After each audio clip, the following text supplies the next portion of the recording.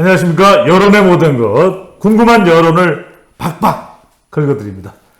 대한민국 최고의 명품 유튜브 방송 여론고수 시간입니다. 여러분들 구독 많이 해주시고요. 조금만 더 힘을 내주십시오. 힘을 내서 응원해 주시고 구독 꼭 눌러주시고 또 조회도 해주시고 좋아요도 달아주시면 좋겠습니다. 자, 이 전국이 5월, 6월 향해 가면서 더 복잡해지고 있습니다. 우선 또 하나의 이슈가 등장을 했습니다. 바로 김남국 의원과 관련된, 홍 기자님 어떻게 가상화폐 파장이라고 그래야 될까요? 일단요. 가상화폐. 코인 파장. 자, 줄여서 코인 파장입니까? 꼬인 파장입니까? 네, 코인 파장. 구체적으로 어떤 쟁점들이 올라와 있는 겁니까? 첫 번째는 너무 액수가 크다. 예. 60억 이야기가 나오는 거죠. 너무 액수가 크다. 보유하고 있었던 그 기간 동안에, 그러니까 처리하기 전에 보유하고 있었던 기간에 60억이라고 하는 이 엄청난, 일단 일반인들이 봤을 때는 엄청난 돈입니다. 네. 그리고 본인이 지금 이제 신고된 재산이 15억인데, 예. 거기에 거의 한 4배 가까이 되는 돈, 그러니까 이제 액수가 너무 크다라고 하는 면이 있고, 예. 두 번째는 일단 재산 신고 부분 조금 명확하게 해드리기 위해서 일단 법적으로는 재산 신고 대상은 아니었습니다. 네. 그러니까 이제 일반 사람들이 생각할 때는 그게 왜 재산 신고 대상이 아니지? 법적으로는 아니라고 하는데, 네네. 그러면은 법은 누가 만듭니까? 일단 그건 아닙니다. 네. 네, 글쎄. 그러니까 그 지금 쟁점을 물어봤잖아요. 그러니까 쟁점이 네. 그러니까 사후적으로 왜 그것이 그 재산 등록 사안이 아니었지라고 하는 의문점이 3월 25일인가에 입법이 됐던 거 그랬죠.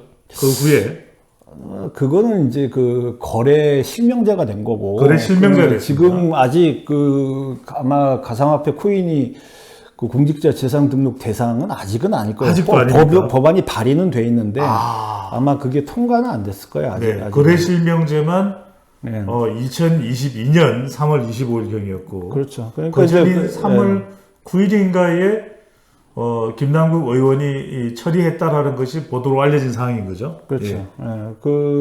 그런 것들이 지금 쟁점이죠. 또 이제 이 돈의 출처도 이제 중요해지겠네요. 과연 어디서 자원이 확보되는 거예요? 일단은 주식을 팔아서 확보한 돈이다라고 이야기를 하고 있는데, 그 다음에 이 자금이 처리되고 난 이후에 어디로 갔는지, 어떻게 보유가 되고 있는지 여부. 또 하나는 그동안 이재명 대표의 측근으로서 활동하면서 상당히 또 청렴하고 돈과는 굉장히 좀 무관한 그런 인상을 보였던 이 김남국 의원의 이미지에도 상당히 큰 타격이 될 수 있는데, 자, 이게 김남국 의원 개인이거나 또 이재명 대표에게나 또는 민주당에는 어떤 여론상 파장을 주게 될까요? 제가 볼 때는 지금 민주당과 관련된 여러 가지 이제 논란, 악재, 그게 이제 이재명 대표의 사법 리스크도 있고, 그리고 이제 그 송영길 전 대표와 관련된 돈봉투 얘기도 있고, 저는 이게 가장 크다고 봐요. 이게 여론에 미치는 영향이 가장 크다고 봐요. 일단은 이건 아직까지 의혹이기 때문에 법적인 문제가 있는지는 아직 밝혀진 사안은 아닙니다. 이게 범죄냐 아니냐의 차원이 아니죠. 그 차원이 아니다. 그 차원이 아니죠. 범죄냐 아니냐. 저는 이게 범죄라고 아마 밝혀질 일은 없을 거예요. 뭐가 범죄겠어요. 자기가 아까도 얘기하셨지만은 공직자 재산 등록 신고 대상도 아니고, 그리고 주식 팔아서 그 돈으로 이제 했다라고 한다면 일단 출처도 그렇게 얘기를 한 거고. 근데 이제 다만 나중에 이제 그거를 매도한 다음에 그 자금이 재산 등록 신고에 아직도 이제 기재가 안 됐다라고 한다면. 지금 나오는 얘기 중에 현금 자산은 등록하게 돼 있는데 현금 자산이 아니라 또 다른 코인을 산 거 아니냐. 제가 아까도 얘기했지만 코인은 아직 이제 재산 등록 대상이 아니기 때문에. 그러면 이제 법적으로는 김남국 의원도 그렇게 얘기했잖아요. 자기가 꼼꼼히 따져봐서 한 거다. 예. 그거는 뭐 법적으로 문제가 없다. 얘기했기 때문에 법적인 부분을 갖고 얘기하는 건 아니고. 근데 이제 그 민심의 영향은 네. 꼭 이게 법적으로 문제가 있다 없다를 떠나서 법을 떠나서 일파만파다. 그렇죠. 네. 법을 떠나서 상당히 큰 영향을 주고 있고 줄 거다. 어떤 의미에서 그렇게 해석을 해야 될까요? 첫 번째는 아까도 제가 말씀드렸지만은 이게 이제 공직자 재산 등록의 취지는 그거 아닙니까? 말 그대로 공직자니까 공인이니까 재산을 투명하게 이제 국민들한테 밝혀라. 그리고 특히나 이제 그 국회의원 선거할 때 이 사람은 재산이 얼마다. 근데 네가 투표할 때 그거를 참고로 해라.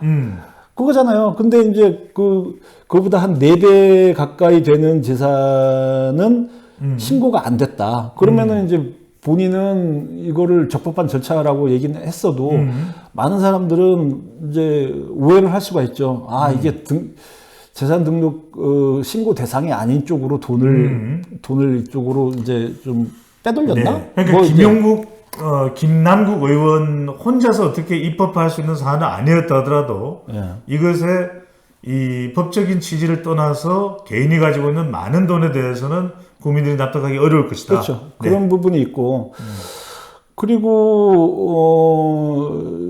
문제는 이제 또 그거 있죠. 본인이 이제 가상화폐를 갖고 있는 동안에 했던 말이나 행위. 거기서 보면은 이제 코인 과세 유예 법안의 공동 발의자로 했다. 갖고 있는 동안에. 근데 좀 사실은 개인적으로는 코인 과세 도덕적 해이로 인식될 수가 있겠네요. 네, 코인 과세 유예는 그 당시 이제 2030들이 불만이 많기 때문에 이제 코인으로 돈 번 것까지 이렇게 다 이게 주식 과세처럼 하느냐라고 하는 그런 문제제기가 있었기 때문에 또 나름 그때는 그 법안의 타당성은 있었어요. 근데 그러니까 본인의 보유 여부와 상관없이 그렇죠. MZ세대의 투자 성향을 고려해서 과세를 유예한 것이라고 볼 수도 있겠지만 그렇죠. 지금 따지고 보니까 본인에게도 적용될 수 있었던 거 아니냐. 그렇죠. 네. 네, 그거는 굳이 근데 이건 노웅래 의원이 발의했던 법안인데 그 당시에 공동 발의자로 이름을 넣었거든요. 예. 근데 본인이 아니더라도 공동 발의할 사람 10명만 채우면 되는 건데 굳이 공동 발의자로 왜 들어갔지? 이제 그런 생각을 할 수가 있고. 오해를 나중에 받을 수도 있는데. 네, 그리고 이제 이분이 작년인가요? 국회의원 후원금 1위 했죠. 예. 1위 모집을 할 때 어렵다. 본인은 지방 출장 가서 모텔에 보좌관들 3명이서 같은 방에 쓰가 본인은 집도 없고 사실 실제로 집은 없더라고요. 보니까 예. 이제 전세만 갖고 있고 어쩌고저쩌고 그래서 약간 인터넷 온라인 댓글에서는 거지 코스프레 한 거 아니냐 그러면서 후원금 1위로 받아냈다. 예. 네.